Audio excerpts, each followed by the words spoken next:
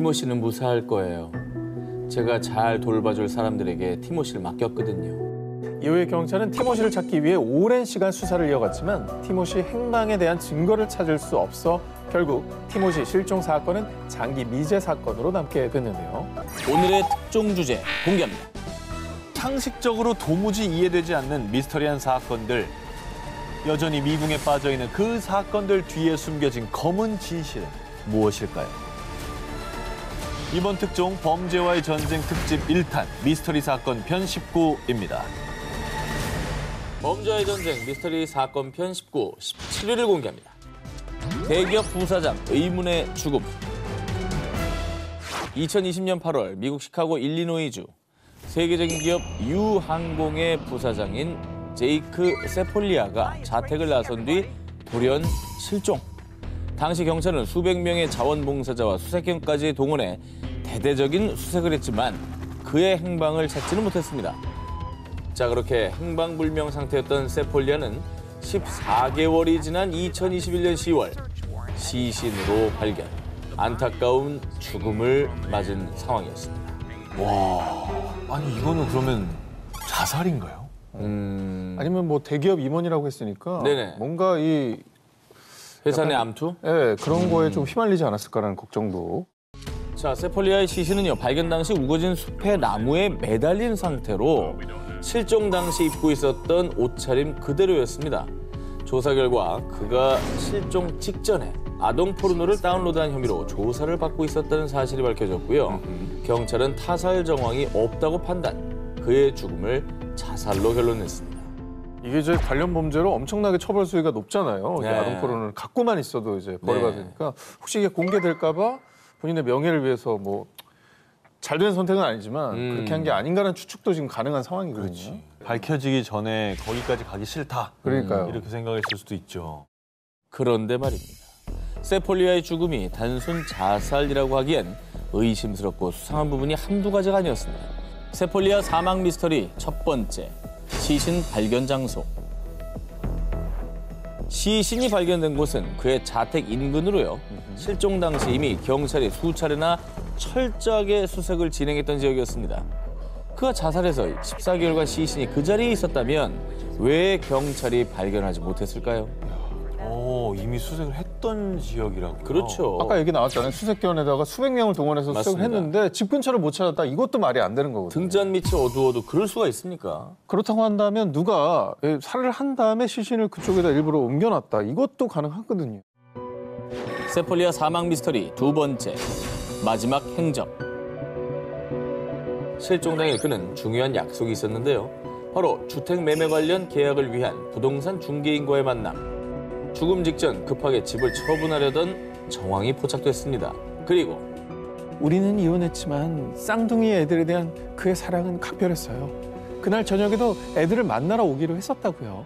그리고 결정적으로 세폴리아가 실종 직전 마지막으로 목격된 곳은 주유소였는데요. 만약에 자살하기로 결심을 했다면 왜 굳이 차에 기름을 채웠을까요? 이상하네요. 이게 자살 직전에는 하지 않을 법한 행동들이 있네요. 단순히 자살로 치부하기에는 미심쩍은 의혹들이 너무나 많은 그의 죽음. 전도 유망한 글로벌 기업 부사장의 갑작스러운 실종. 그리고 뒤늦은 주검 발견. 여전히 풀리지 않은 의문들이 남아있습니다. 범죄와의 전쟁 미스터리 사건 편 19, 15위를 공개합니다. 죽음을 몰고 온 모모의 비밀. 2017년 말레이시아의 한 클럽. 40대 여성 헬렌 로가 갑자기 현기증을 호소하더니 쓰러지고 말았는데요. 잠시 후 눈이 뒤집힌 채로 입에 거품을 물더니 급기야 피까지 토하던 그녀. 심지어 자신의 혀를 깨물며 자해를 하기 시작했는데요. 그래. 놀란 친구들이 그녀를 도우려 했지만 헬렌은 친구들을 마구잡이로 물기까지 왜? 괴이한 행동을 보였습니다. 그러다 병원에 이송된 헬렌은 결국 혼수 상태에 빠진 지 6일 만에 사망했습니다. 우리가 요즘에 유행했던 드라마 그 좀비들 많이 나오잖아요. 갑자기 막 정체가 바뀌면서 막 사람들 공격하고 막 이런 상황인 거잖아요. 지우학이잖아요, 지우학. 그런데 더 충격적인 사실은 당시 말레이시아에서는 헬렌처럼 괴이한 행동을 보이다가 사망한 사람들이 최소 10명 이상, 불과 한 달 사이 10명이 의문사를 당하고 말았습니다. 뭐야? 야, 비슷한 증상으로 사망을 했다니까 뭔가 연관이 있을 것 같아요. 난 코로나 같은 전염병일까 봐 걱정이네. 한순간에 사람들을 죽음으로 몰고 간 것의 정체는 바로 동그랗고 납작한 알약 한가운데 새겨진 유명 SNS의 좋아요 로고. 어머. 그러니까 헬렌을 포함한 사망자들은 일명 좋아요 알약으로 불리는 신종 마약을 복용한 뒤 비극을 맞이하게 된 겁니다. 이거 환각을 유발하고 말잖아요. 보통 뭐 중독에 빠지긴 하지만. 근데 8명이나 사망에까지 이르게 한 걸로 보면은 저 알약에 뭔가를 또 추가했을 것 같은 느낌이 드는 거죠. 약간 독약 같은 거를 네. 주입을 했다거나. 알려진 바에 따르면 좋아요 알약은 강한 각성 및 환각 효과 등을 일으키는 엑스터시의 한 종류로요. 더 큰 문제는 불법으로 거래되는 만큼 성분과 복용량 등 명백한 제조 기준이 없는 것. 이로 인해 부작용이 더욱 심각하고 급기야 복용자를 죽음으로 내모는 겁니다. 아휴.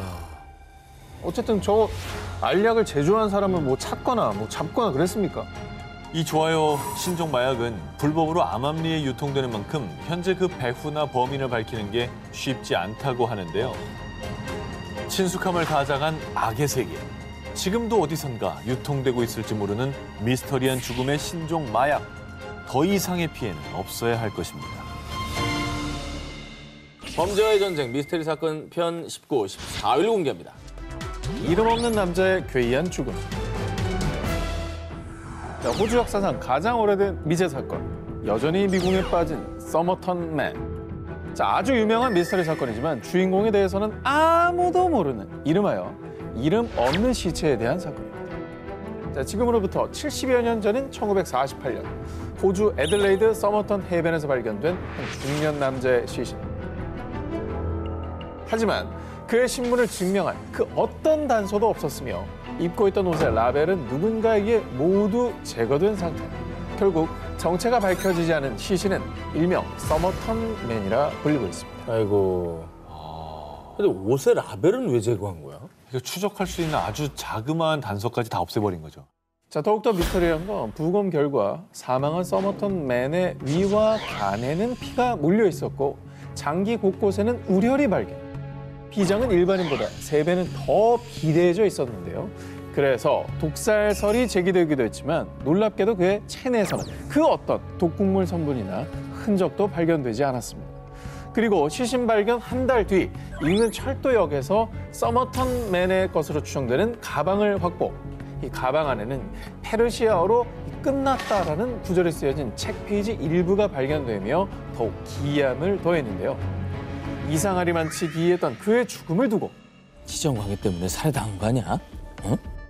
아유, 옷의 라벨까지 제거했다잖아. 엄청난 비밀을 아는 스파이가 분명해. 이런 각종 추측만 난무. 이름 없는 남자 서머턴 맨은 알 수 없는 의혹들만을 남긴 채 결국 차디찬 묘지에 묻혔습니다. 페르시아어로 끝났다라고 하는 저 메시지가 너무 소름이 돋네요. 근데 뭐 지금이야 과학수사가 발달을 해서 DNA 검사 바로 했겠지만 네.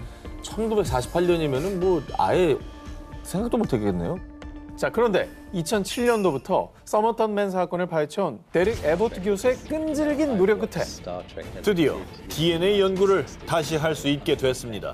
시신 발굴을 허가받았습니다. 2021년 약 70년 만에 서머턴 맨의 묘를 발굴, 재수사를 시작한 건데요. 호주 연방경찰은 120만 개 이상 프로필이 포함된 국가 형사수사 DNA 데이터베이스를 통해 유전자를 대조할 예정이라고 합니다.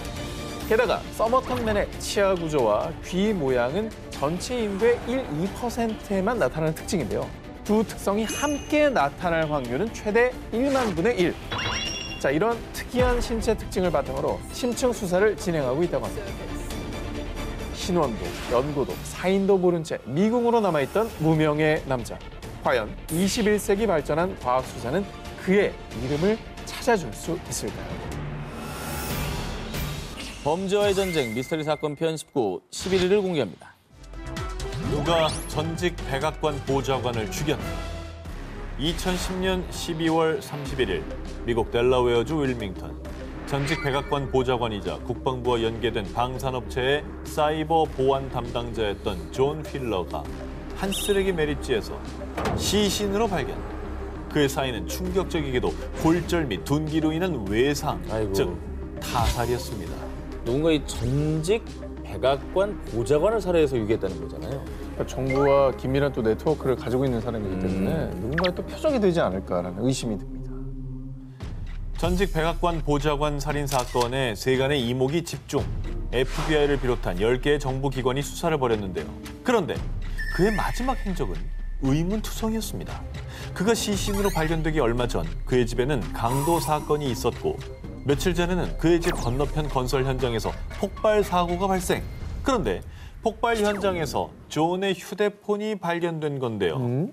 그리고 사망 이틀 전 한 주차장 CCTV에서 발견된 그의 모습도 예사롭지 않았습니다. 한쪽 신발을 손에 든 채 마치 누군가에 쫓기듯 두리번거리며 불안에 떨었는데요. 뭐지? 쫓기고 있었네.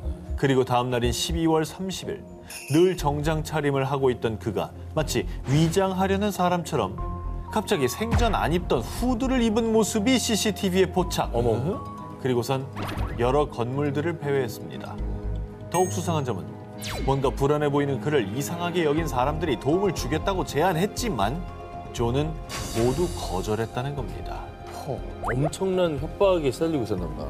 이게 이제 안보보좌관이니까 기밀 정보를 많이 알고 있고 그렇죠. 이런 어떤 정보와 이런 걸 노린 좀 로비 집단이나 아니면 범죄 집단한테 쫓기고 있었을 수도 있겠다는 생각이. 천문학적인 돈이 걸려 있잖아요.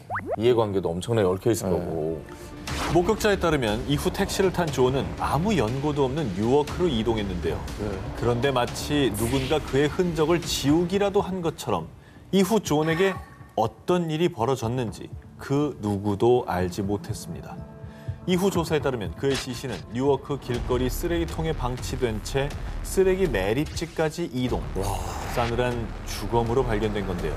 그리고 더욱 미스터리한 점은 시신 발견 당시 현금과 명품 시계가 그대로 있었지만 그의 서류 가방만은 그 어디에서도 발견되지 않았습니다. 존의 지인과 수사관들은 그가 생전 국가 기밀에 접근 권한이 있던 점, 방산업체에서 일한 점, 유족이 포상금을 내걸었지만 아무런 제보도 없는 점, 굳이 시신을 쓰레기 매립지에 의도적으로 숨기려고 한 점 등을 들어 명백한 표적 살인을 주장하고 있지만 유력한 용의자도 결정적인 증거도 수사 진척도 없는 상황입니다. 그는 도대체 왜 쓰레기 매립지에서 차가운 시신으로 발견된 걸까요? 혹시 누군가로부터 쫓기고 있던 걸까요? 맞춰지지 않는 퍼즐의 답은 무엇일까요? 범죄의 전쟁 미스터리 사건 편 19, 9일 공개합니다. 할리우드 스타의 석연치 않은 죽음. 2009년 폐렴과 빈혈, 약물 중독으로 32세 젊은 나이에 사망한 할리우드 스타 브리트니 머피. 많은 팬들이 갑작스러운 그녀의 죽음에 큰 충격과 슬픔에 빠졌는데요. 그런데 그녀의 지인과 친구들은 브리트니의 죽음에 남편 사이먼이 연관돼 있다고 주장했는데요. 그 이유, 시나리오 작가인 남편 사이먼 몬잭은 브리트니 머피와 결혼하기 전부터 자신이 마돈나와 데이트한 재력가라는 등 온갖 거짓말로 영화계 인사들을 속여왔습니다. 그래서 브리트니가 그와 결혼한다고 했을 때 모두가 우려, 실제로 결혼 생활은 순탄치 않았는데요. 매니저랑 코디가 왜 필요해? 내가 관리해주면 되잖아. 지금 밤이 넘어가? 이제 샐러드만 먹어. 그리고 내일 성형외과 예약했으니까 상담 받고 오라고. 뭔 소리 하는 거야? 왜 저러는 거야? 뭐야?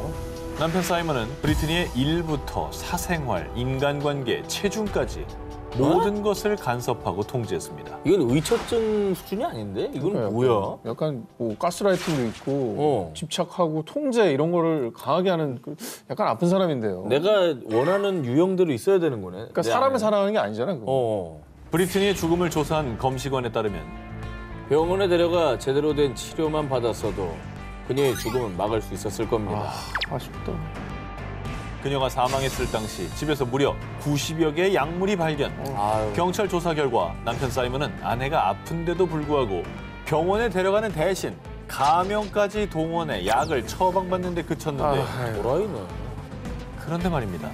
남편 사이먼 말고도 사람들이 의심한 용의자는 한 명 더 있었습니다. 그 사람은 다름 아닌 브리트니의 엄마 샤론. 뭐야? 친엄마?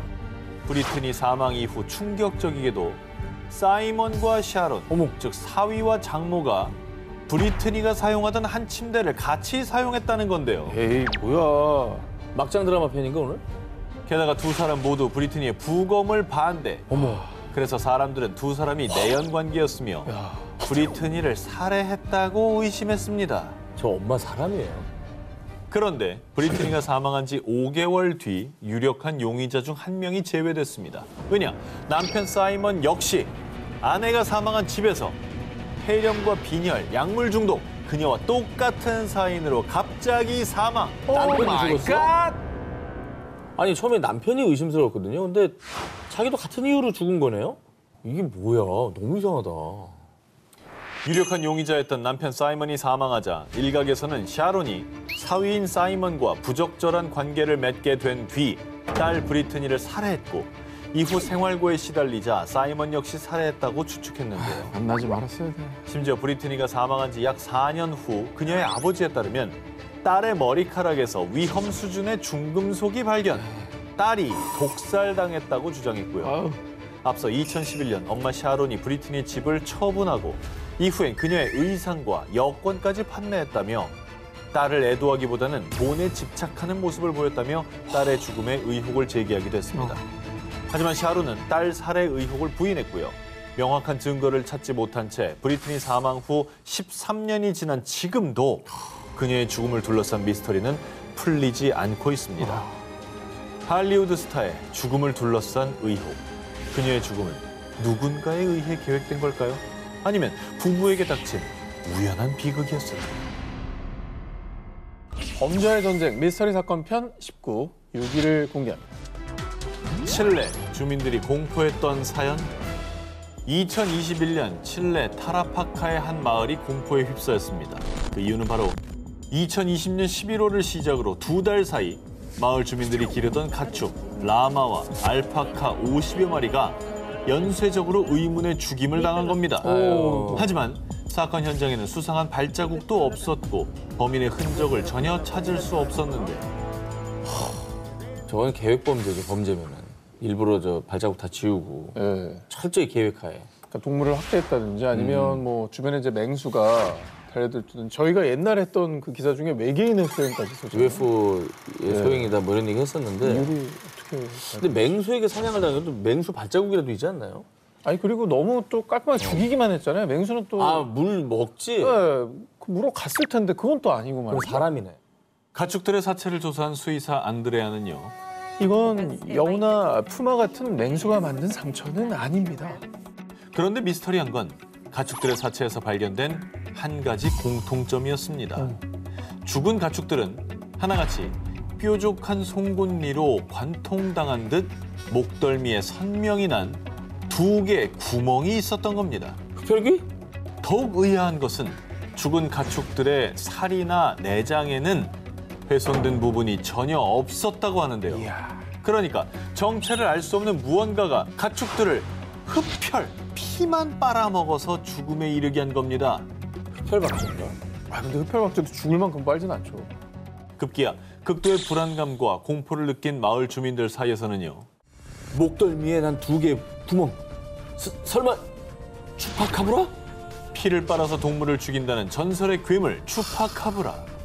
가축들의 의문사가 추파카브라의 소행이라는 흉흉한 소문까지 돌았습니다. 저희도 여러 번 뭐 기사를 통해 추파카브라를 소개한 적이 있었는데 근데 그러고 보니까 전에 양떼들이 흡혈을 당한 것과 좀 비슷한 정황이거든요. 그 알파카도 등치가 좀 있단 말이죠. 알파카를 죽일 정도의 힘을 가진 동물인데 고기 안 먹고 피만 먹었다. 그러니까 상식적으로는 이해가 안 되는 거. 맞아. 흡혈귀 말고는. 이에 마을 주민들은 타라파카 시에 도움을 요청, 시도 조사단을 파견했지만 지금까지 사건의 진상을 밝히지 못했습니다. 여전히 미스터리로 남은 가축들의 의문사. 과연 가축들의 피를 빨아 죽인 범인의 정체는 무엇이었을까요? 범죄의 전쟁 미스터리 사건 편 19, 5위를 공개합니다. 범인이 남긴 의문의 모모. 안녕. 와, 되게 빨리 퇴근하시네요. 야, 좋겠다. 2021년 7월 미국 조지아주 애틀랜타. 늦은 밤 반려견과 함께 산책에 나선 캐서린 자네스가 공원 입구 근처에서 숨진 채 발견되는 사건이 발생했습니다. 당시 자네스와 반려견은 수십 차례 흉기에 찔려 사망, 시신 상태는 너무도 참혹했는데요. 그런데 미스터리한 점은 자네스 가슴팍에서 발견된 의문의 상처, FAT. 누군가 고의로 자네스의 가슴팍에 문자를 새긴 것이었습니다. 야, 근데 그 와중에 그렇게 저런 걸 남겨요. 들킬까 봐 도망갈 것 같은데. 아니 그러니까 수십 군데 보통 찌르면 이제 원한에 관련된 범죄로 생각을 그렇죠. 하는데 또 증거를 또 이렇게 대놓고 남겨버렸잖아요. 이거야말로 우리가 예전에 좀 아쉬워했던 뭐 CCTV나 DNA 이런 거 다 가능할 것 같다는 생각은 들거든요. 이 명백한 살인 현장이지만 공교롭게도 사건 당시엔 공원 입구 근처 교차로에 있는 단 하나의 CCTV만 작동. 거기에 자네스의 마지막 모습이 찍혔고요. 이외에 다른 CCTV들은 모두 작동 불가. 결국 살해 용의자는 그 어디에서도 모습을 볼 수 없었습니다. CCTV 위치도 아는 범인이었나 보다. 의문점은 또 있습니다. 자네스의 반려견은 대표적인 맹견으로 손꼽히는 핏불. 자신이 위협받을 때 적을 향해 맹렬히 공격하는 건 물론 주인에 대한 충성심도 강한 견종인데요. 만약 범인이 자네스와 반려견을 공격했다면 반려견이 저항하거나 매섭게 짖는 소리가 났을 텐데 자네스와 반려견이 공격을 당할 동안 그 어떤 목격자도 없었습니다. 야 짓기 전에 내가 볼 땐 전기 충격한 거야. 그리고 주인이 이렇게 찌르는 상황에서 저 핏불이 가만히 있을 것 같지 않다는 생각이 들거든요. 경찰 역시 이 반려견의 죽음에 주목. 반려견이 저항하지 못한 것으로 보아서 용의자는 평소 친분이 있는 사이임이 틀림없습니다. 하지만 아직까지 용의자는 나타나지 않은 상황이고요. 경찰은 범인 검거를 위해 포상금까지 걸고 대대적인 수사를 하고 있다고 합니다.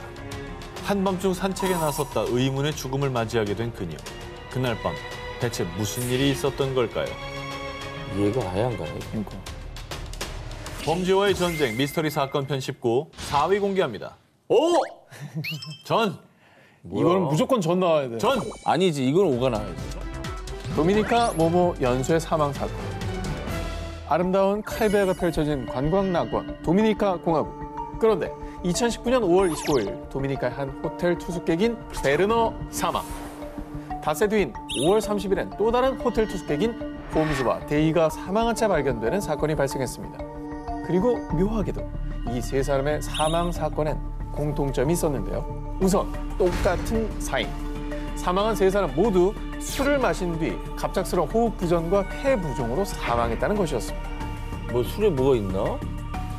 술 독탔네. 일단은 그게 제일 생각이 나네요. 그렇죠. 근데 그랬다면 그 술을 마신 게 세 사람밖에 없을 리는 없고 다른 사람은 왜 괜찮았을까? 아하. 같은 술병인데 술잔이 달랐거나. 자, 그런데 말입니다. 이 사건들의 공통점은 또 있었습니다. 바로 사망한 세 사람 모두 미국인 관광객이라는 사실.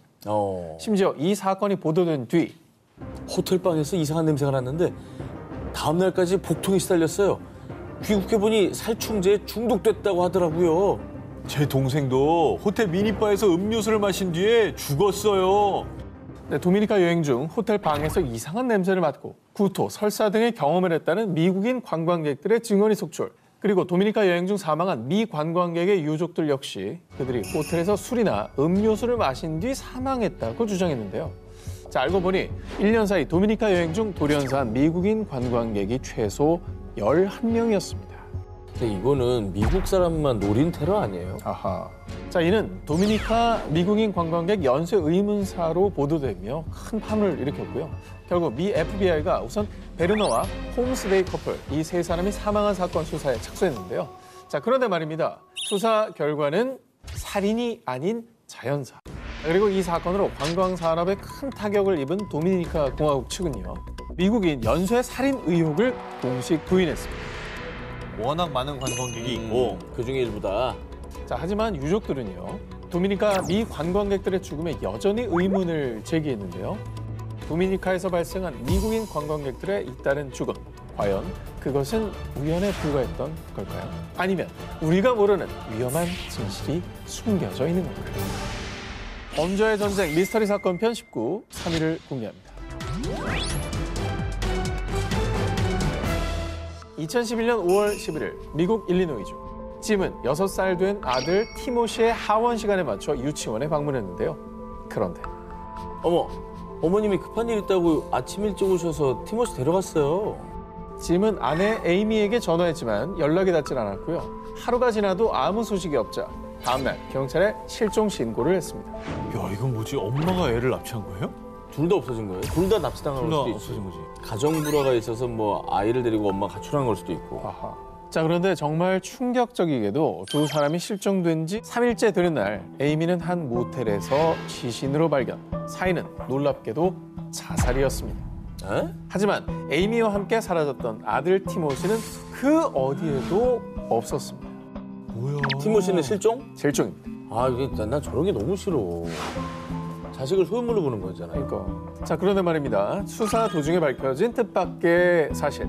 사건 발생 전 짐과 에이미는 부부싸움이 잦았고요. 아하. 심지어 사건 당일 아들 티모시를 등원시키기 직전에도 말다툼을 했다고 합니다. 아니, 그러면 설마 그 부부싸움 할 때 남편한테 폭행당한 거 아니에요? 이게 좀 심하게 해서 네. 폭행을 당하고 그래서 이제 아들을 데리고 아들을 보호하기 위해서 가출했을 수도 있잖아요. 그러니까 도망치기 아들을 위해서. 보호하기 위해서 가출을 했으면 끝까지 아들을 지켜야지 왜 자기가 자살을 해? 아들은 어디 있는지도 모르고. 자, 하지만 두 사람이 평소 다투긴 했지만 남편 짐의 폭행 정황은 없었고요. 수사가 진행될수록 의문만 더해졌습니다. 그리고 결정적으로 사건 현장에서 유서 한 장이 발견됐는데요. 티모시는 무사할 거예요. 제가 잘 돌봐줄 사람들에게 티모시를 맡겼거든요. 이후에 경찰은 티모시를 찾기 위해 오랜 시간 수사를 이어갔지만 티모시 행방에 대한 증거를 찾을 수 없어 결국 티모시 실종 사건은 장기 미제 사건으로 남게 됐는데요. 두 사람이 왜 떠나게 됐고 대체 티모시는 언제 어디로 사라진 건지 지금도 살아있는 거긴 한 건지 이 모든 거를 설명해 줄 수 있는 사람은 사실 엄마뿐이거든요. 엄마가 이렇게 비극적인 선택을 했으니 그야말로 이건 알 수가 없는 사건이 돼버려요. 그렇습니다. 미 국립실종아동센터는 지난해 현재 모습으로 추정되는 16살 티모시의 모습을 공개하며 지속적으로 제보를 호소. 아빠 짐은 아들이 돌아올 거라 굳게 믿으며 기다리고 있는데요. 하루아침에 사라져버린 어린 소년 티모시 핏젠. 과연 어디로 사라진 걸까요? 그리고 그들의 가족에겐 무슨 일이 있었던 걸까요? 범죄와의 전쟁 미스터리 사건 편 19 2위를 공개합니다. 한밤중 혼자 사라진 아이. 1991년 7월 일본 7살 이시마이는 집에 놀러온 친구 2명과 방에서 잠을 자고 있었는데요. 그런데 다음 날 아침 얘들아, 굿모닝. 그런데 우리 마이는 어디 갔니? 한밤중 부모님과 조부모님 거기에 친구들까지 함께 있던 집에서 마이만 감쪽같이 사라진 겁니다. 야, 이게 가능해요? 납치당한 거라고 보기에는 친구들은 또 그냥 있었던 거잖아. 그렇죠. 집에 가족들도 영문도 다 모르고, 있다며. 그죠? 마이만 유괴하기 힘들잖아요. 그러니까 이게 옆에 사람 자고 있는데 말이죠. 그런데 말입니다. 유괴를 당한 거라면 보통은 범인으로부터 금품을 요구하는 협박 전화가 오기 마련이죠. 하지만 납치범으로부터 그 어떤 연락도 없었습니다. 자, 마이는요. 밤중에 혼자 화장실도 못 갈 정도로 겁이 많았기 때문에 혼자 집 밖에 나갈 일은 없었는데요. 그리고 마이와 한 방에서 잠을 잤던 친구들의 결정적 증언에 따르면 어젯밤에 마이가 어떤 남자랑 얘기하는 거 봤어요. 아이들의 증언을 토대로 당시 마이의 아버지 회사에서 근무하며 함께 생활하던 K가 용의선상에 올랐습니다. 헐? 마이가 실종되던 밤 K의 행적도 의심스러웠습니다. 친구 만나러 나갔는데 전철 막차가 끊겨서 택시 탔어요. 근데 친구 못 만나서 첫 차를 타고 다시 돌아온 거라고요. 뭔 말이에요? K는 한밤중 집을 나섰다가 새벽에 집으로 돌아온 것입니다. 나갔다 왔어? 자, K는 수상한 행적에 2주 동안 구금돼 수사를 받았지만 그날 밤 K가 탑승했던 택시 기사의 증언으로 알리바이를 입증, 혐의를 벗어났습니다. 자, 이렇게 사건은 아무런 실마리를 찾지 못한 채 미궁으로 빠졌습니다. 그리고 사건 발생 2달 후 마이 실종 당일 함께 잠을 잤던 두 아이들이 또 다른 증언을 하게 됩니다. 뭐야? 저희가 게임할 때 K가 마이한테 밤 12시에 같이 놀러 갈까? 라고 물어봤어요. 뭐야? 범인이야? 이상하네, 그러면. 범인이네. 하지만 이미 2달이나 지난 아이들의 증언에 경찰은 신빙성이 떨어진다고 판단. 어른들이 아이들에게 무리하게 끌어낸 이야기라고 단정 지었는데요. 마이의 아버지는 회사까지 관두며 범인을 찾는 데 몰두했지만 아무런 증거도 발견하지 못한 채 사건의 공소시효는 끝이 났고요. 마이는 여전히 집으로 돌아오지 못하고 있습니다. 이거 어떻게 사냐. 이거는 K가 너무 의심돼요, 저는. 심증으로 뭐 K가 범인이죠, 사실. 아, 진짜 난 모르겠다. 정말 너무 무섭다. 벌써 31년이나 지난 이시마이 실종 사건. 일본의 3대 미해결 어린이 실종 사건으로 불립니다. 도대체 누가 왜 마이를 데려간 것일까요? 18위와 1위 헤드라인 공개해 주세요.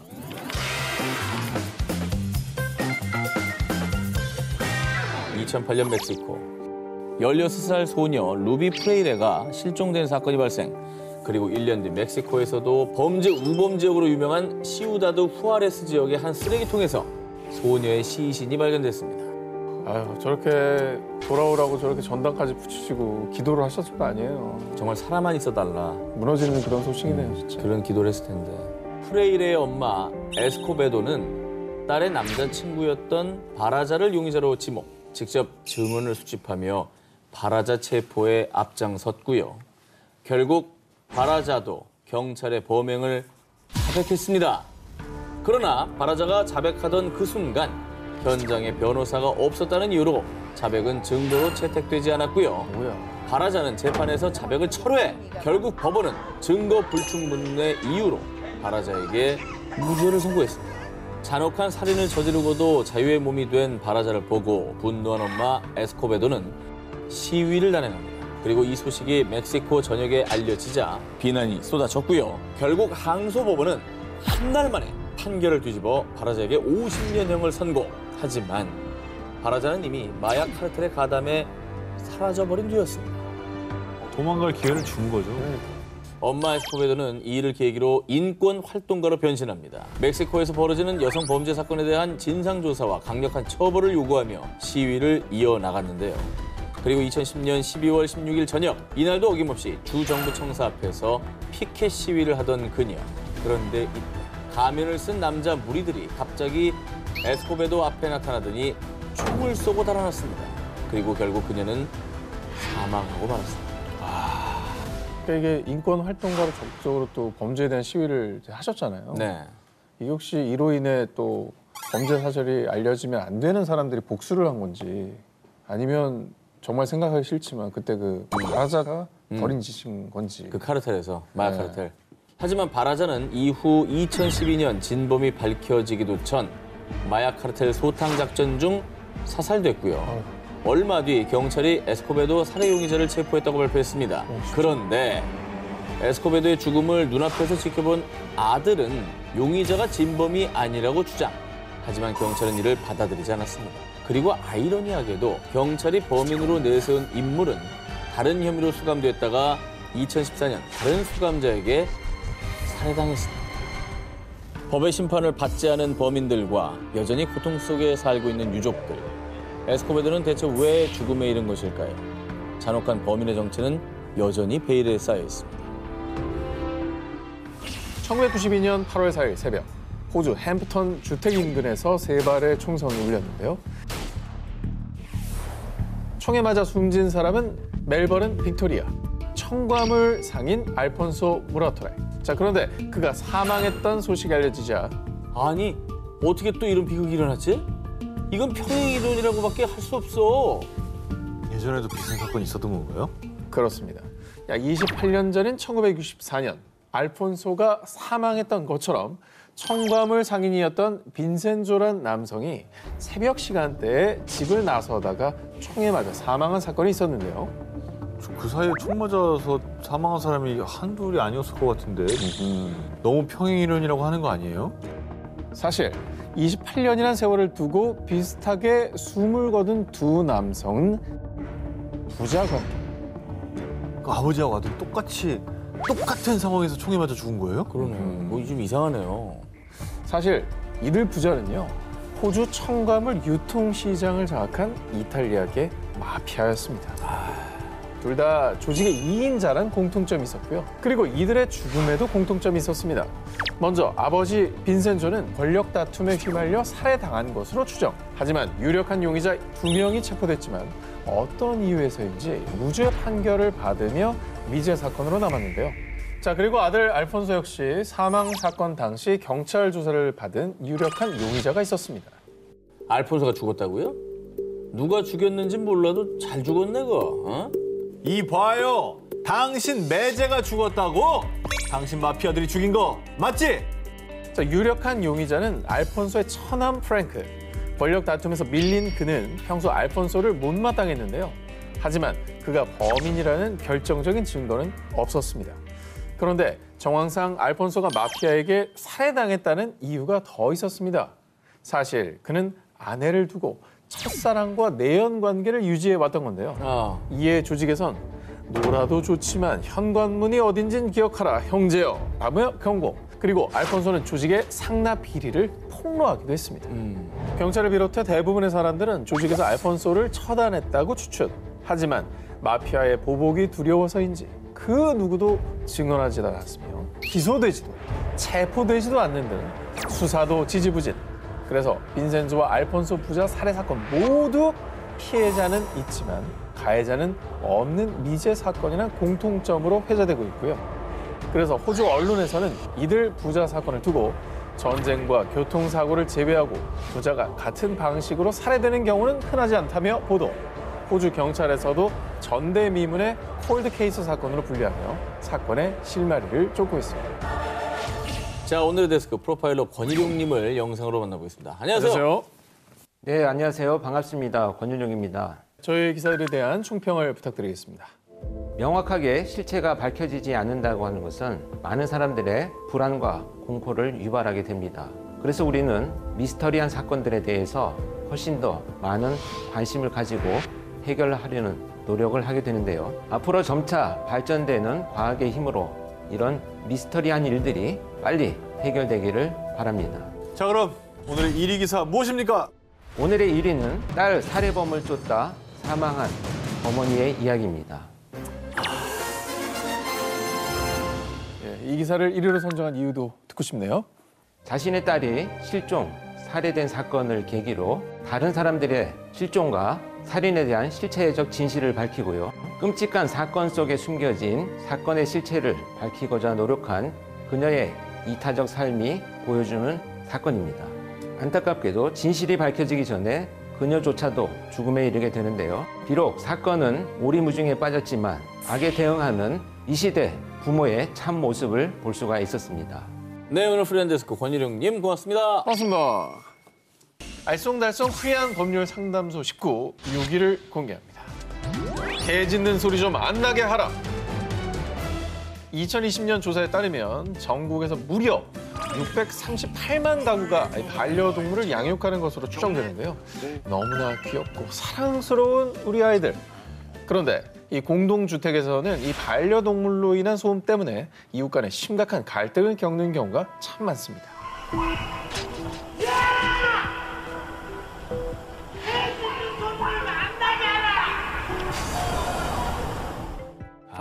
요즘 정말 반려동물 키우는 집이 진짜 많고요. 그리고 뭐 이 강아지에 따라서는 그냥 뭐 잘 안 들리는 강아지들도 있지만 우렁찬 강아지들도 있습니다. 아니, 나는 아파트에 놀러 갔는데 시골 개 소리가 나더라고. 네. 그냥 서울 도심 아파트인데 이래. 그런 경우도 있어요. 대형견 키우는 집들 많아졌어요. 그러니까. 자, 그런데 말입니다. 2015년 미국 워싱턴주 시애틀에 거주하는 우드로 톰스는요. 이웃집 반려견이 짖는 소음 때문에 소송을 제기. 아이고. 개 짖는 소리 때문에 잠도 못 자고 정신적으로 극심한 고통을 겪고 있다고요. 이 탐스는 이웃집 반려견이 짖는 소리가 제트기 이륙 시 발생하는 소음과 비슷한 무려 128데시벨에 달한다고 주장했는데요. 이 미 법원은 견주인 이 데니스 노튼에게 $50만, 한화 약 5억 원을 배상하라고 판결했습니다. 아이고야. 5억 원은 또 근데 크다. 너무 크다. 근데 미국이잖아요, 이거는. 이 우리나라가 자동차 배기 소음 기준 있잖아요. 네. 그게 100인가 그래요. 그러니까 128이면 진짜 큰 거긴 해요. 크지, 밤마다. 자, 과연 우리나라 기준은 어떨지 알아보겠습니다. 네, 우리나라 환경부령 제559호에 따르면 반려견 소음 같은 이 공기 전달 소음은 주간 45데시벨, 야간 40데시벨을 넘기면 손해배상 책임을 물을 수 있습니다. 실제로 우리나라에서도 이 반려견 소음으로 인한 배상 판례가 있습니다. 2005년 표모 씨가 이웃집 개 짖는 소리 때문에 수면장애, 식욕 저하를 호소. 자, 그런데도 견주 이모 씨가 별다른 조치를 취하지 않는다며 소송을 제기했는데요. 이에 서울고법 민사 22부의 판결. 원고가 옆집 개들이 짖는 소리에 잠을 못 자는 등 사회 통념을 벗어날 정도로 권익을 침해당한 사실이 인정된다. 그렇습니다. 피고 이 씨가 원고 표 씨에게 병원 치료비와 위자료 등으로 총 147만 원을 지급하라고 판결했습니다. 좀 액수가 미국보다는 작죠. 훨씬 작네요. 참고로 이 표 씨가 이웃집 반려견으로 인한 수면 장애 등 피해 사실을 구체적으로 증명했기 때문에 원고 일부 승소 판결을 받을 수 있었다고 합니다. 방음 장치를 별도로 하거나 좀 바닥에 매트라도 깔아주면 그나마 뭐 다 100% 막진 못하겠지만은 배려가 될 수 있을 텐데. 어쨌든 본인의 즐거움을 위해서 타인의 권리를 희생할 수는 없는 거잖아요. 반려가구 638만 시대. 사랑하는 반려동물을 아껴주는 것도 좋지만요. 우리 이웃을 배려하고 또 더불어 사는 노력이 필요하지 않을까요? 알쏭달쏭 프리한 법률 상담 소식구 5일 공개합니다. 도둑 잡았는데 뭐뭐? 2022년 2월 새벽 아르헨티나. 잠을 자고 있던 왈테르는 바스락거리는 소리에 잠에서 깨 자고 있던 두 아들 브라이언과 에르네스토를 깨웠습니다. 소리의 정체는 다름 아닌 도둑! 아유. 이렇게 눈앞에서 도둑을 마주했을 때 조 기자님이라면 어떻게 하겠습니까? 아, 인정사정 볼 것 없으면 내쫓아야죠. 뭐라고 어떻게, 해가지고. 아이고 저기 다치면 어떡해. 어? 흉기 들고 있으면 어떡해. 흉기 들고 있으면 더 강한 걸로 제압을 해야지. 뭐 정당방위잖아 그럼. 근데 저는 폭력으로 했다가는 뭐 내 위험도 있지만 더 큰 내가 본의 아닌 가해자가 될 것 같아. 정당방위나 이런 게 애매해가지고 괜히 막 들고 싸웠다가는 내가 오히려 가해자가 될 것 같아서. 아르헨티나의 세 부자는 도둑을 단숨에 제압했습니다. 그래서 경찰에 넘겼는데요. 그런데 경찰에 연행된 것은 다름 아닌 이 세 부자였습니다. 여봐. 세 부자가 체포된 이유. 세 부자가 제 자유를 구속했고요. 아 저를 학대했다니까요. 붙잡힌 도둑이 적반하장으로 고발한 겁니다. 아르헨티나 형법에서는 타인의 자유를 무단으로 구속한 경우 거봐. 최장 징역 6년형에 처해질 수 있는데요. 세 부자가 도둑을 의자에 묶어놓고 경찰의 출동을 기다렸던 부분이 문제가 됐던 겁니다. 이로 인해서 정작 도둑은 절도 미수로 불구속 재판을 받게 되면서 사건 당일 풀려난 반면 피해자였던 세 부자는 억울한 옥살이를 하게 된 건데요. 명심하세요. 집에 쳐들어온 도둑도 못 묶어놓는. 자, 이게 아르헨티나 상황이고요. 한국에서도 비슷한 사건이 있었습니다. 2014년 강원도 원주 55세 한 남성이 도둑질을 위해 한 주택에 침입했다가 집주인에게 빨래 건조대로 폭행당해 뇌사 상태에 빠졌다가 결국 사망했습니다.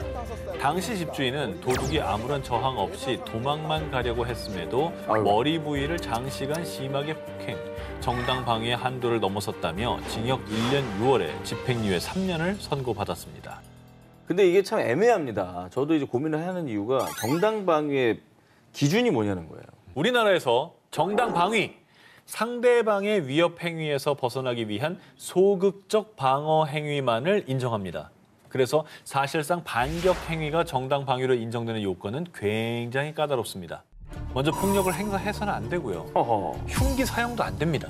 그리고 폭력을 행사한 상대방보다 과한 폭력을 휘둘러서도 안 되고, 그리고 상대방의 피해 정도가 본인보다 적으면서도 전치 3주를 넘으면 안 됩니다. 다시 말해서 정당방위는 상대방을 제압할 정도만 용인되는 겁니다. 이러한 현실에 어디 무서워서 제대로 방어하겠어요? 도망가는 도둑을 그냥 지켜봐야 하는 건가요? 라며 정당 방위의 기준을 완화하는 법 개정이 절실하다는 목소리도 나오고 있습니다. 그러니까 흉기 없이 맨손으로 그냥 내쫓는 게 최선이구나. 근데 도를 넘은 이제 광희 방어도 문제가 되겠지만은 위험 상황에서 자기 방어를 위해서 하는 행동, 이런 상황에서 피해자가 가해자로 둔갑하는 경우에 대해서는 좀 다시 한번 신중하게 생각해 볼 필요가 있을 것 같습니다. 아무리 범죄자를 하더라도 정당방위라는 명목으로 무차별적으로 폭행하거나 공격을 가하면 오히려 화를 입을 수도 있다는 사실을 기억하시길 바랍니다. 알쏭달쏭 프리한 법률 상담소 19 4위 공개합니다. 모모도 납치범이 될 수 있다. 생각만 해도 끔찍하지만 전 세계 어디서나 벌어지고 있는 아동 납치 사건. 그런데 어떻게 우리 애를 납치할 수 있어? 가만 안 둬! 그게 무슨 소리야? 내가 내 애를 데려가겠다는데 납치라니 말이 돼? 과연 타인이 아닌 부모도 납치죄로 처벌받을 수 있을까요? 무조건 받을 수 있습니다. 2014년 프랑스인 아내 A씨와 이혼 소송 중이던 한국인 B씨. 당시 자녀는 엄마 A씨와 함께 프랑스에서 지내고 있었습니다. 어허. 프랑스 법원에서는 자녀의 거주지를 A씨의 거주지로 지정, B씨와는 면접 교섭을 할 수 있다는 임시 조치를 내렸습니다. 그리고 B씨는 이 조치에 따라 자녀와 한 달간 한국에서 시간을 보냈는데요. 그런데 면접 교섭 기간이 지났는데도 B씨는 자녀를 아내에게 돌려보내지 않았고요. 연락마저 끊어버렸습니다. 어머. 이에 한국 법원은 B씨에게 양육자인 아내에게 자녀를 인도할 것을 명령했지만 B씨는 끝까지 거부. 결국 2016년 남편 B씨는 미성년자 약취 혐의로 기소했습니다. 야. 될 것 같아요. 이게 주 양육자가 정해지기 때문에 될 것 같습니다. 1심과 2심에 이어 2021년 대법원 모두 같은 판결을 내렸습니다. 우선 친부인 B씨는 면접 교섭권부터 법원의 각종 명령을 지속적으로 위반한 점, 무엇보다 자녀가 엄마와 연락도 못해서 언어조차 잊어버릴 정도로 양육권자인 엄마와 유대관계가 상실된 점, 그리고 자녀의 복리, 즉 행복과 이익이 침해당했다며 B씨의 미성년자 약취죄를 인정, 징역 1년에 집행유예 2년을 선고했습니다. 정 아이를 데려가고 싶다면 두 분이서 합의하시거나 가정법원 가셔가지고요. 친권자 혹은 양육권자 변경 청구를 하시고 법적으로 정당하게 데려오시기 바랍니다. 하지만 무엇보다 가장 중요한 것은 그 과정에서 아이들이 상처받지 않도록 어른들이 지켜줘야 된다는 점 잊지 마시기 바랍니다. 알쏭달쏭 프리한 법률 상담소 식구 3위를 공개합니다.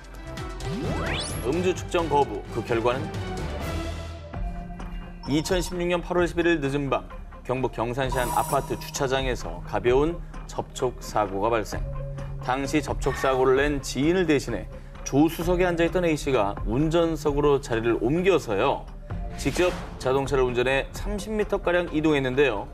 이후에 신고를 받고 출동한 경찰은요. 혹시 술 드셨습니까? 음주 측정 협조 부탁드립니다. 하지만 A씨는 음주 측정을 거부. 결국 A씨는 이 일로 면허가 취소됐습니다. 자, 그러자 면허 취소 처분이 부당하다며 소송을 제기한 A씨. 제가 음주 측정을 거부했지만 운전 면허 취소 사유는 해당하지 않는다고요. 아닐 텐데 음주 측정 거부는 음주운전과 동급으로 취급될걸요? 자, 음주운전 시 면허 취소, 정지 처분에 대한 규정은요. 도로교통법에 규정되어 있습니다. 그 기준에 따라 도로가 아닌 곳에서의 음주운전, 음주 측정 거부에 대해서 운전면허 취소, 정지 처분은 부과할 수 없다라고 하는데요. 장소가 중요했구나. 그렇습니다. 우선 도로교통법상의 도로란 불특정 다수의 사람이나 차량이 통행할 수 있도록 공개된 장소를 가리킵니다. A씨는 아파트 주차장은 입주민만 드나들 수 있는 공간이기 때문에 도로교통법상의 도로가 아니라고 주장.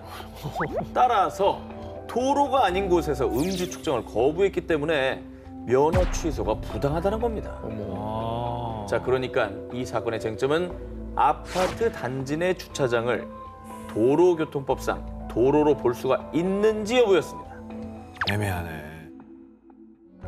우선 1심은 A씨가 운전한 구간이 도로에 해당된다며 소송 청구를 기각했습니다.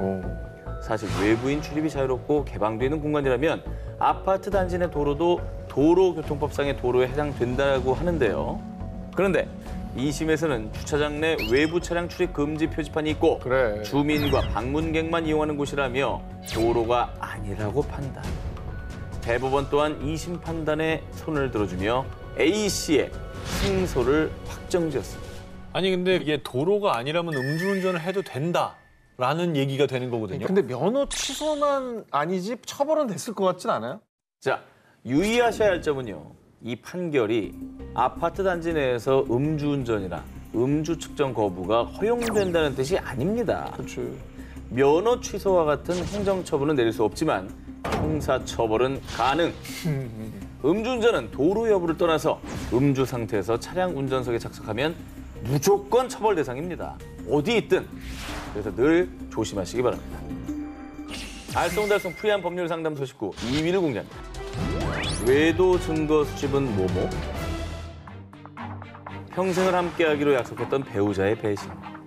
너무나 상처받고 피가 거꾸로 솟을 일인데요. 자, 그런데요. 배우자의 외도가 의심된다고 하더라도 지켜야 할 선이 있다고 합니다. 2018년 7월 A씨는 남편 B씨의 외도를 의심, 증거를 찾기 위해 남편의 휴대폰을 몰래 확인했습니다. 남편의 휴대폰 잠금을 풀어서 메신저를 확인한 결과 자기야, 우리 이번 주말에 여행 가는 거 맞지? 아니, 당연하지. 와이프한테는 출장 간다고 거짓말했어. 빨리 우리 자기 보고 싶다. 사랑해. 충격을 받은 A씨는 남편이 다른 여성과 주고받은 메신저 대화창을 캡처해 자신의 휴대폰으로 전송했습니다. 대박이네요. 네. 대박이죠. 뭐 제대로 걸렸네. 너무너무 열받지만 증거가 안 됩니다. 통신 비밀 뭐 이런 법 있잖아. 네. 그런데 말입니다. 얼마 뒤 고소를 당한 사람은 남편 B씨가 아닌 A씨였습니다. 아내가 몰래 자신의 휴대폰을 훔쳐봤다는 사실을 알아챈 남편 B씨가 A씨를 정보통신망법 위반으로 고소한 것이지요. 정보통신망법은 누구든지 정당한 접근 권한 없이 또는 허용된 접근 권한을 넘어 정보통신망에 침입해서는 아니 된다라고 규정하고 있습니다. 이에 남편 B씨 측은 본인의 동의 없이 휴대폰 잠금을 해제한 아내 A씨의 행위가 정당한 권한 없이 정보통신망에 침입한 행위라고 주장을 한 것이죠. 아유, 진짜 뭐야. 하지만 A씨 측 변호인은 피고인의 행동은 외도를 한 남편이 잘못을 시인하게 만들어 가정의 행복을 지키기 위함이었습니다. 정보통신망법에 위반되는 행위였지만 실질적으로 위법이 아니라고 인정할 만한 특별한 사유가 있다고 주장했는데요. 그러나 법원은 이 주장을 받아들이지 않았습니다. 범죄 수사 등 필요한 경우에 한해 수사기관만이 전자정보를 수집할 수 있다는 게 이유였습니다. 다만 법원은 A씨가 초범이고 A씨와 피해자가 부부인 점, 또 범행에 이르게 된 경위 등을 참작해 벌금 100만 원을 선고했습니다. 이 사건처럼 배우자의 외도를 의심해 휴대폰을 몰래 보는 것뿐 아니라 배우자의 차나 사무실에 녹음 장치를 부착, 대화 내용을 녹취하는 행위도 역시나 불법입니다. 하지만 행위의 동기와 목적이 정당하다고 판단이 되면 예외로 간주됩니다. 그래서 무죄가 되기도 하죠. 아, 그래요? 이렇게 수집한 증거가 이혼 소송과 가사 소송에서는 상대방의 잘못을 입증하는 자료로 활용될 수도 있다고 합니다. 그건 그거고 저건 또 저거라고 그렇죠. 생각해주네. 알쏭달쏭 프리한 법률 상담소 19, 18위와 1위 헤드라인 공개해 주세요.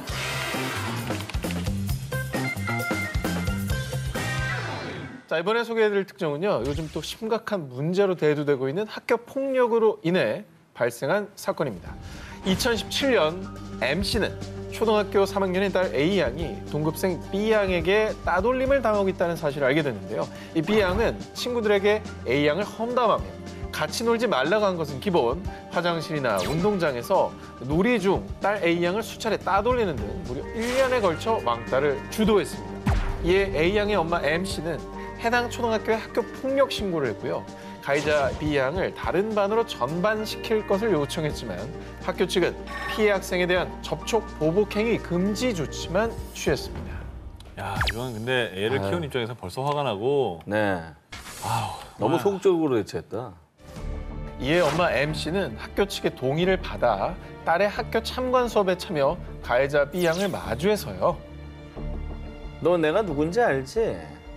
앞으로 내 딸 건드리지도 말고 아는 척 하지 마. B양에게 이렇게 직설적으로 경고. 쉬는 시간에는 옆자리에 앉아 B양을 주시했고요. 어머머. 그리고 등하굣길에서 B양을 마주치면 방학 때 우리 딸이랑 가까이 하지 마라 라며 B양을 나무랐습니다. 또 약 20명의 학부모들이 볼 수 있는 SNS 단체 채팅방에 들어간 상태에서 자신의 프로필 상태 메시지를 학교 폭력법은 접촉 금지 이런 글과 함께 주먹 모양의 이모티콘을 설정해 놓았습니다. 근데 이거는 이 엄마의 마음은 이해가 되지만 이거는 엄마가 또 왕따를 한 거예요. 엄마가 걔를 왕따시켰어. 엄마가 이번엔 걔를 가해를 한 거예요. 이게 이에 B양은 자신의 어머니에게 학교에 가기 싫다며 호소. 아이고. 결국 학교 폭력 피해자의 엄마였던 M씨는 정신건강 및 발달에 해를 끼치는 정서적 학대 행위를 했다는 아동복지법 위반 혐의로 기소가 됐고요. SNS 프로필 상태 메시지를 빌미로 명예훼손 혐의까지 받았습니다. 자, 과연 법원의 판결은 어땠을까요? 100% 처벌받습니다, 이거. 엄마가 이게 더 심해요. 아까 그 한 건 동급생끼리의 서로의 괴롭힘인데 이거는 성인이 아동을 괴롭힌 거기 때문에 이거 처벌이 훨씬 세요. 이거. 저도 이제 웬만한 한 기자랑 다르게 좀 가려고 하고 있는데 네. 이건 유죄를 피할 수 없을 것 같습니다. 아하. 성인과 아동이기 때문에 이거는 치열한 법정 공방 끝에 대법원이 내린 판결.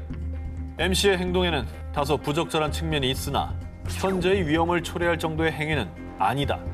SNS 프로필 상태 메시지 관련 명예훼손죄 역시 B양을 특정하지 않았기 때문에 성립되지 않는다. MC에 대한 혐의 모두 무죄. 전부 무죄가 나왔습니다. 세상에. MC 행동이 자칫 또 다른 제2차 가해가 될 수도 있었지만요. MC가 B양에게 경고를 하고 지켜봤을 뿐 선을 넘지는 않았기 때문에 나온 판결이었습니다. 아, 뭐 손을 대지 않았다 이거구나. 자, 그런데요. 이런 무죄 판례가 있다고 해서 학교폭력 사건에 직접적으로 개입하다는 오히려 곤란한 일을 겪으실 수도 있습니다. 사실 이해됩니다. 내 아이가 학교폭력 피해자다. 이거 선 넘지 않는다는 게 이게 더 어려운 일이에요. 얼마나 화가 납니까? 그러나 자칫하다가 이 피해자에서 가해자가 될 수도 있으니까요. 정말 조심하셔야 되고요. 자, 무엇보다 이렇게 피해자가 직접 나선 일이 없도록 학교에서 학교폭력을 예방하고 또 발생했을 때 적절한 처벌을 해주시는 게 필요해 보입니다. 큰 재산이 아니더라도 삶을 마감하기 전에 유언장을 남겨놓는 분들 많으실 텐데요. 자, 그런데 자칫하다가는 생애 마지막 나의 말, 그 유언이 무효가 될 수도 있습니다. 아유. 2008년 홍 씨는 건강이 악화되자 자필로 유언장을 작성했는데요. 나 홍길동은 다음과 같이 유언한다. 내 소유의 아파트를 나의 장남 홍아무개에게 금융자산 중 50억 원은 장학재단에 기부한다. 2008년 5월 2일 홍길동 친서날인. 자, 이렇게 유언장을 작성하고 3년 뒤 세상을 떠난 홍 씨. 하지만 홍 씨가 작성한 유언장은 자녀들의 소송에 의해 무효 판결을 받았는데요. 자, 도대체 무엇이 문제였던 걸까요? 제가 볼 때는 법무사나 변호사의 공증이 안 돼 있고 또 하나는 내 소유의 아파트가 특정이 안 돼요. 저게 주소가 있어야 돼, 주소가. 유언에다가 그걸 다 집원까지 써야 됩니까? 그게 재산의 정확한 그거니까. 자, 일단 법적으로 인정되는 유언에는 자필 증서, 또 녹음, 공정 증서, 또 비밀 증서, 구수 증서 이렇게 5가지 방식이 있는데요. 자필 증서도 형식을 온전히 갖췄다면은 법적 효력을 갖습니다. 아, 공증 안 받아도 됩니까? 그렇습니다. 오. 그렇다면 이게 대체 뭐가 문제였느냐? 대한법률구조공단에서 제시하는 자필 증서에 의한 유언 증서 예시를 보여드립니다. 이게 양식이 있구나. 네, 양식이 있어요.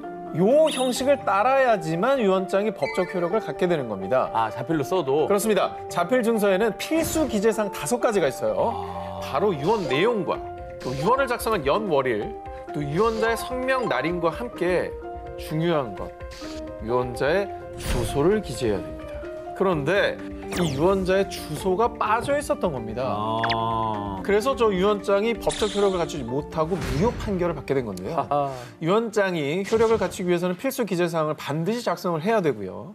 유언 내용도 예를 들어서 뭐 서울시 뭐 상암 뭐 몇 번지 뭐 몇 호 이렇게 아파트를 나의 장남 홍아무개에 준다라고 좀 더 구체적으로 좀 정확하게 적는 게 확실하다고 합니다. 자필 증서 유언은요, 앞서 말씀드린 형식에 맞춰서 기재사항을 모두 작성했을 때 공증을 받지 않아도 유효한 겁니다. 그러니까 만약에 주소 뺐는데 공증을 받았다. 이러면 또 얘기가 달라질 수 있는 거죠. 네네. 자, 하지만 제3자의 인증을 받고 싶거나 좀 더 확실히 하고 싶다라는 분은 증인 2명이 참석한 가운데 공증인을 통해서 공증을 받으시면은 공정증서에 의한 유언으로 효력을 발생할 수 있다고 합니다. 자, 이처럼 유언 방식에 따라 작성 방법과 효력이 다르니까요. 꼼꼼하게 알아보셔서 이번 사례처럼 또 본인의 뜻을 거스르는 일이 발생하지 않기를 바랍니다. 자, 오늘의 데스크 변호사 양지민님 다시 한번 영상으로 만나보겠습니다. 안녕하세요. 네. 네, 안녕하세요. 양지민입니다. 네, 오늘 자주 뵙네요. 저희 오늘 기사 총평을 부탁드리겠습니다. 네, 법을 모르면 굉장히 손해보는 일이 많이 생길 수 있습니다. 오늘 있었던 여러 가지 사건들을 왜 그런 결론이 나왔는지를 좀 생각을 해보시게 되면, 그리고 어떤 법률에 근거해서 이런 결과가 나왔는지를 이해하신다면 아마도 일상생활을 하시는 데 있어서 큰 도움이 되시지 않을까 싶습니다. 자, 그럼 오늘의 1위 기사 발표해 주시죠. 네, 오늘의 1위 기사는요. 유언장이 무효가 된 이유입니다. 사실 우리가 삶을 마감할 때 내가 어떤 방식으로 나의 남은 재산이 사용됐으면 좋겠다, 아니면 누구에게 주고 싶다, 굉장히 삶을 마감하면서 하게 되는 중요한 결정이죠. 그런데 민법상 갖춰야 되는 이 유언장의 요건을 단 하나만이라도 빠뜨리면 그게 제대로 된 효력을 발휘할 수가 없고 내 뜻이 꺾이게 되는 겁니다. 그리고 자식에 의해서 그러한 할아버님의 좋은 뜻이 꺾였다라는 점이 굉장히 좀 가슴 아프게 다가오는 것 같고요. 내가 유언장을 작성하게 될 때에는 혹여나 미리 작성하더라도 민법상에 정한 요건을 다 충족을 반드시 해야 된다라는 점을 꼭 기억하시면 좋겠습니다. 네, 오늘 프리한데스크 양지민 변호사님 고맙습니다. 고맙습니다.